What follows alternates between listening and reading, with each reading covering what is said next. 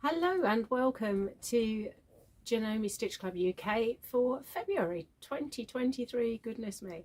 My name is Julia and I'm one of the Janome educators, and the idea of this club is to get you all looking at some of the stitches, techniques and feet, etc. on your machines. And the stitch that I want to look at this month is one of my favourites. Actually, I know I say that all the time because I have a lot of favourites, let's be fair. In fact, there are very few stitches I don't like. And this one I think is particularly interesting. One of the things I'm looking for with a machine and the stitches that are on it, and I often get asked when we're doing demonstrations and things, is I say to people to look at the stitches that you've got, because you want to plan ahead, I suppose.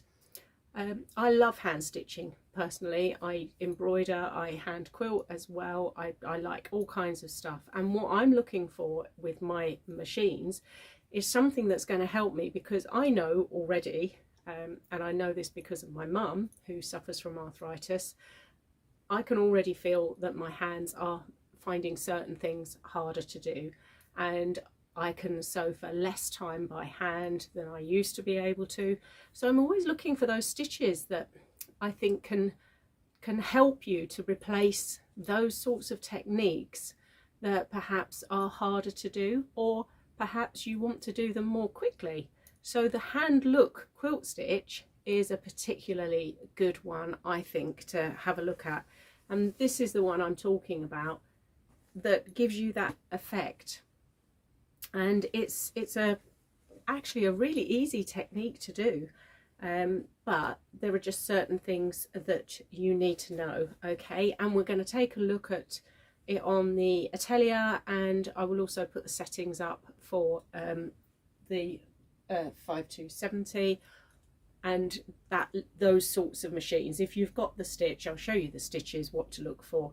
If you've got any questions though, I am live in the chat tonight, and if you're watching on catch up, that's absolutely fine. These videos stay up there, so still put any questions or comments down below, because I do always check anyway and I will get back to you. So if there's anything that you see and think, oh, don't know if my machine can do that, or you're struggling or something, just put something in the chat and I will try and get back to you. So we're going to have a look at how to set up to do the stitch, and then I've got a little project, this little sort of rice bag with the drawstring at the top, just so you can do something suitably in because I think it also works really well as a sashiko as well, which takes ages when you do it properly, and it's a lovely technique. But there are times when, as I say, maybe that's just a little bit too time consuming, or a little bit difficult actually. For lots of reasons, lots of people don't like hand sewing, so this is a way of a bit of a cheat, and we do like a bit of a cheat, don't we? So why don't we go to the machine and get on with it.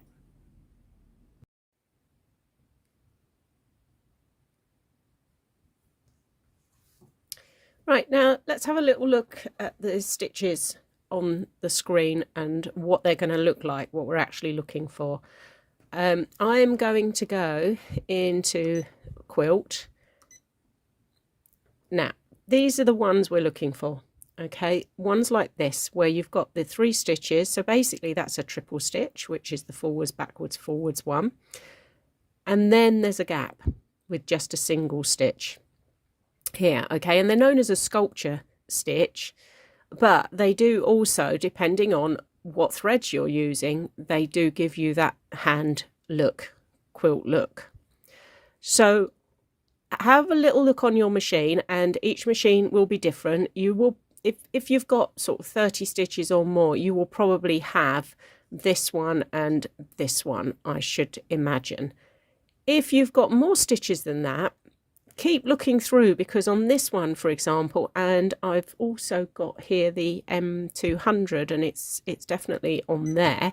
So if it's a machine that is sort of a quilting model, so if it's got a QDC, you might find that you've got more stitches in there. So I'm going through, because at the end here I've got this one where it's the 3 stitches and then there's nothing in that gap.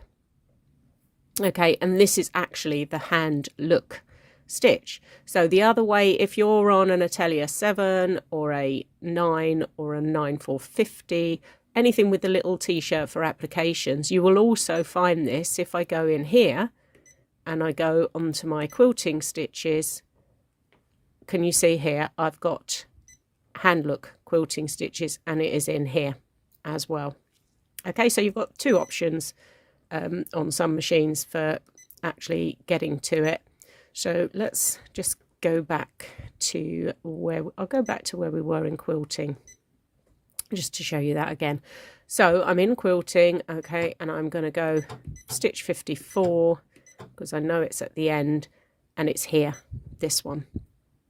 So what I am looking for is I want this stitch to show, but I don't want anything to show in the middle. So that is where the monofilament comes into play, because it's invisible. So you're not going to see that single stitch. But what we also have to look at is getting these stitches up onto the top. So if you then go to your screen, and as I say, if you've got these pre-programmed stitches, what you'll see is that the automatic tension here, it's actually taken it up to 8. Normally that would be on, you know, between 2.4 to 3.4, something like that. And that's what we're doing, because on this occasion we actually want to bring that thread up to the top. We're deliberately bringing the bobbin thread up to the top. Okay, so whatever your machine is, you may have to do this manually, or you may have a preset stitch where it's already done. The other thing that I would say is, as with anything, this is not carved in stone. Test it out, because depending on your fabric, your threads, and also the batting that you're using, potentially, you may want to drop this down very slightly. It's just going to depend on what you're doing. Sometimes if I'm using it as a decorative stitch for dressmaking, for example, I might drop that down to about 6 instead. Okay, so we've actually got that stitch set. What I've also done, because if I go back to the default settings, the stitch length on here is 2.5. I personally prefer it to be higher. So, sorry. I'm going to come out of that and go back in, because I had my favourite stitch set. There we go. And you can see by the fact that that's highlighted that I've set that as a favourite stitch before. I think I've been through this, but if you have this option, when you've actually done your settings, press favourite stitch and then just press the little folder. And that means every time I come to this stitch, it's already on my preferred settings. Okay, so I don't have to mess around with the stitch length. So now let's take a look at thread. So up on the top here, and you'll notice I've got it on the extra spool, because I find it tends to run better off here. Just less chance of it catching than when it's down here. Or if I'm on my other machine, I'll probably put an upright spool pin, which I've got for my, which one, can't remember. But I've got an upright spool pin. So it, again, test them out and see, because what we don't want is this thread to catch. Bear in mind we've got a high tension going on here, so we want to make this run as smooth as possible through the tension discs. Okay, so what I've got on here, and if I bring you down here just to have a little look, my preferred monofilament is YLI, and this I'd say have a look at it, but literally you can't, can you? So let's put a colour under here. This is where the fun and games comes in with this. Look, I can't even find the end now. With this particular stitching. There we go. Okay, so it is there. Trust me on this. You may be able to see it catches the light very slightly. I've also had a good amount of success with Monopoly by Superior, and they usually come in clear. And also you'll get what's called smoke. Smoke, I'm going to use the clear today, partly because I kind of want you to almost see it.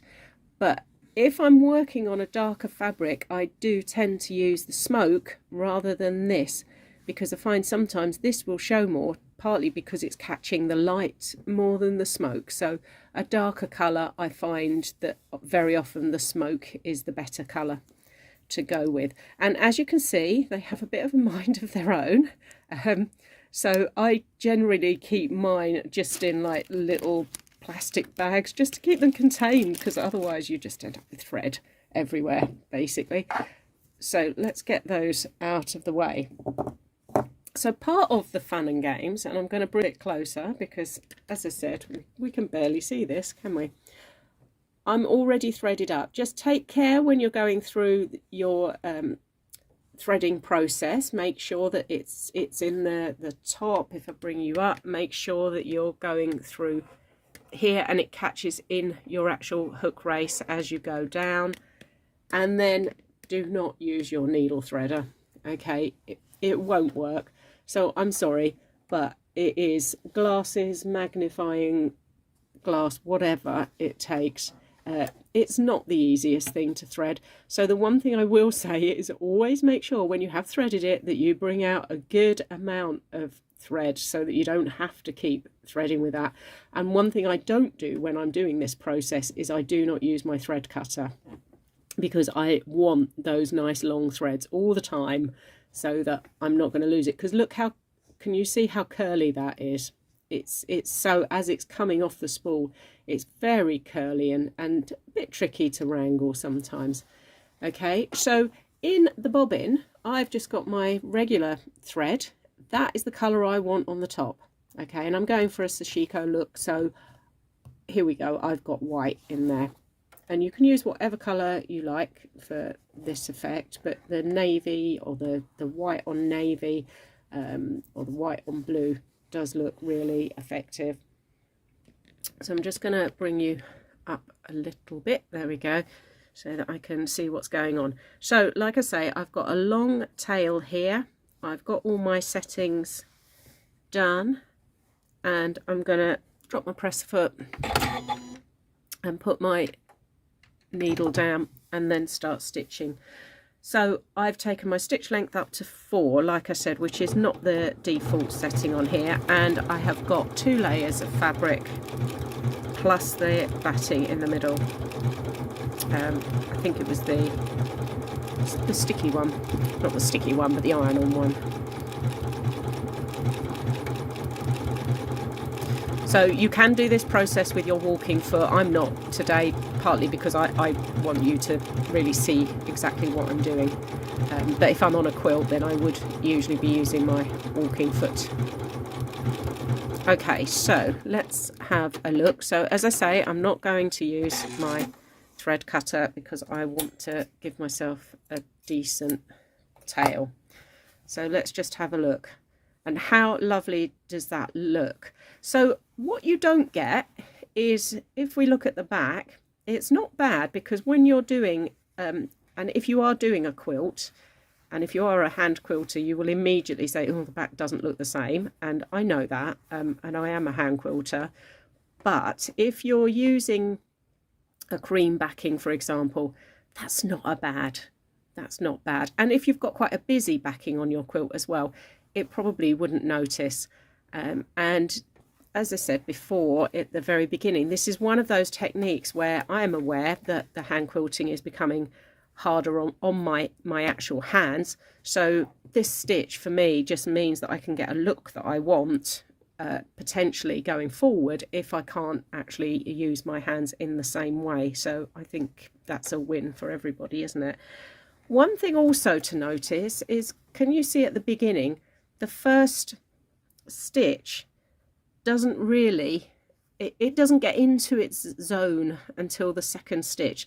So that is worth bearing in mind. What you, just in the interest of proving that any machine with this stitch can do it, I've gone back to, and I'll put a little picture here, I've gone back to that original stitch that I said was the sculpture stitch, and what I've done is I've changed the settings manually. I've gone up to a stitch length of 4, and I've taken my tension. So if you've got a tension disc on the front of your machine, I've taken my tension up to 8. Okay, and I'm going to now stitch that out.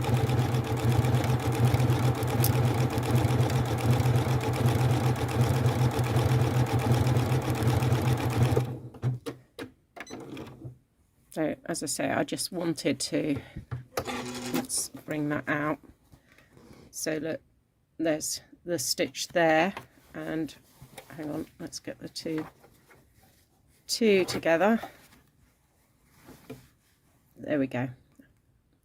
Okay, so as I say, you might need to do those settings yourself, but it is possible to do, and it's just worth remembering that and just having a little play around with those.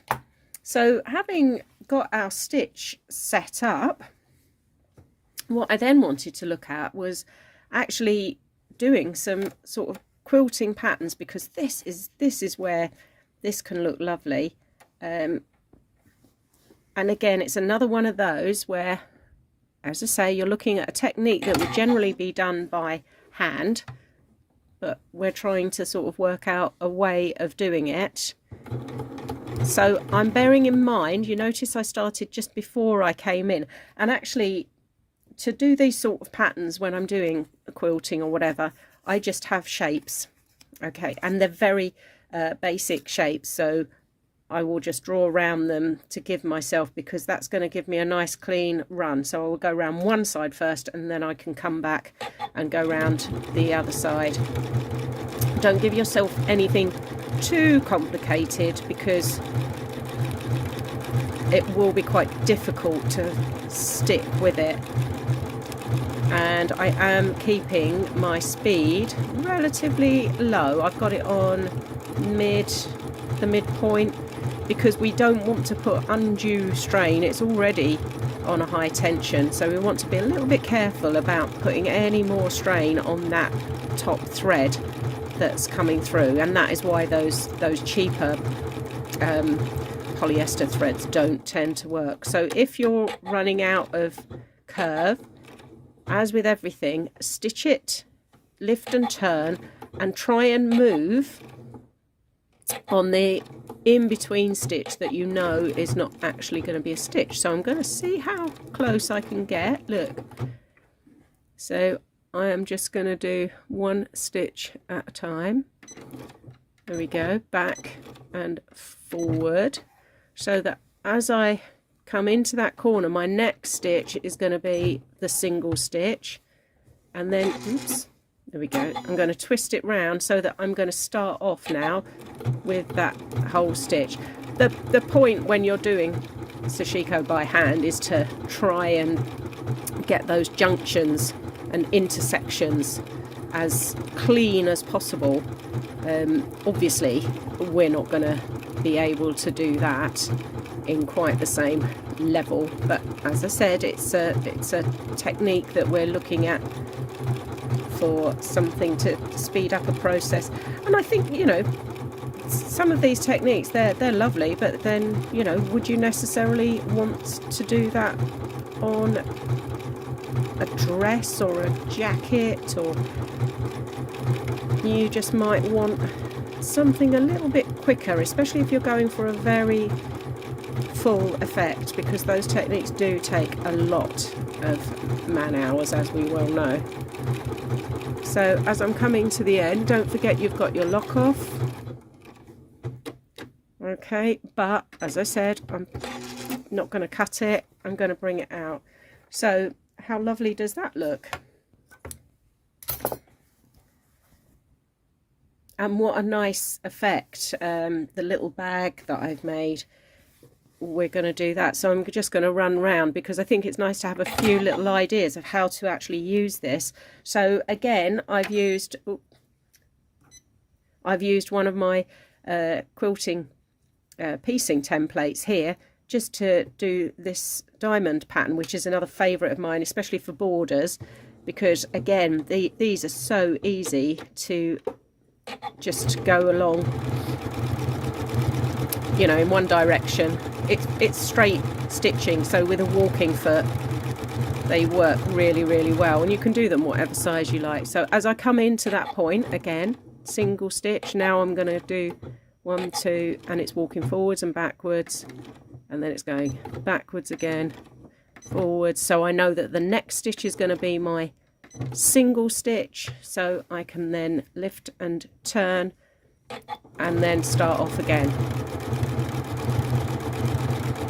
So it's just a little bit of twiddle on the points and the corners. So again, where are we going? Yeah, that one, forwards and back. So forwards, back, forwards, and then lift and turn, because the next stitch is going to be the single stitch, and then we're back into the main stitch. So again, we're coming down into that corner, so just finish that one there. Okay, and we're going to go forwards is that single stitch, and I'm on the point there, so I can come round and then walk it back along here, again into that corner, forwards on this one. So the next one's going to be my single stitch,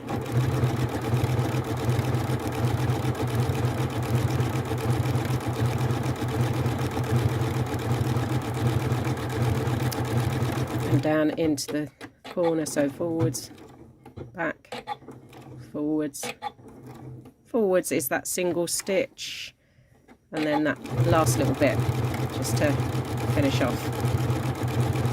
And I haven't sped that up this time because I actually want you to see what I'm doing there, because that is the thing to practice if you're looking at doing this sort of technique on bags and quilts and borders and things like that. But again, so both of those, look, they look absolutely beautiful, don't they?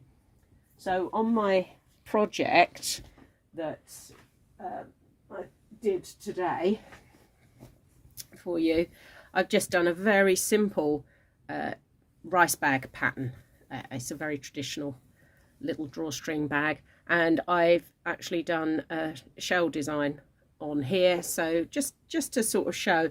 In actual fact, because of the fabric I've used a cream based fabric on the underneath, this Japanese one, which I thought was rather lovely, but I don't think the cream looks as nice as the white. The white really stands out, doesn't it? But anyway, I thought that would look rather nice, so I'll just run you quickly through the making of that. But good technique to try. So let's move on to the little project. And I'm going to run through this quickly. I've done, this is 22 inches by 12, and I think this was about 6.5 inches. I don't think it's quite even. I had to go with this because it was a kind of, I was working with scraps left over from a top I made. So I've got that piece there. You could just do the whole thing in one colour and really practice your sashiko techniques on there and just go for different patterns and designs, which would look rather nice. And I've done the serpentine stitch along here, and I've just done rows and rows of that. Okay, and I'm now just going to go back to my regular straight stitch, because what I'm going to do is I am going to sew this down the side, and then I'm going to sew it.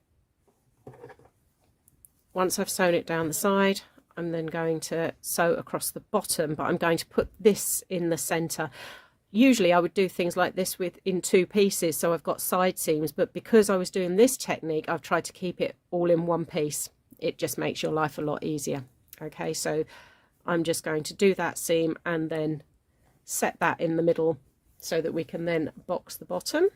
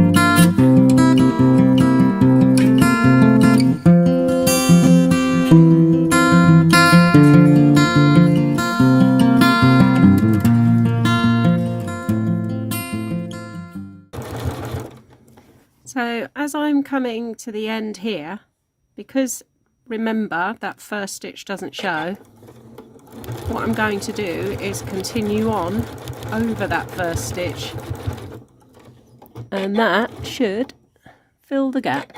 Yep. So I can use the scissors now because that's it, I'm done. Okay, so all I need to do is put the cord in there.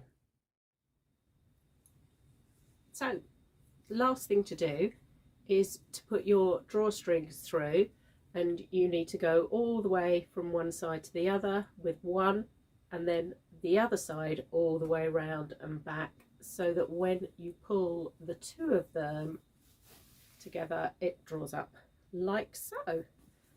Okay, so like I say, nice easy project. If you wanted to, the bunny bag that we made, I think it was March, for Easter last year, that pattern, you can download that on the Janome website. So you could do a bag with handles or slightly different shape. You can do these any size you want, to be perfectly honest. Even if you just do coasters, doesn't matter, but do try this technique because it's such a lovely technique to do. As I say, any questions, please put them in the comments below, and I hope you have a lot of fun sewing.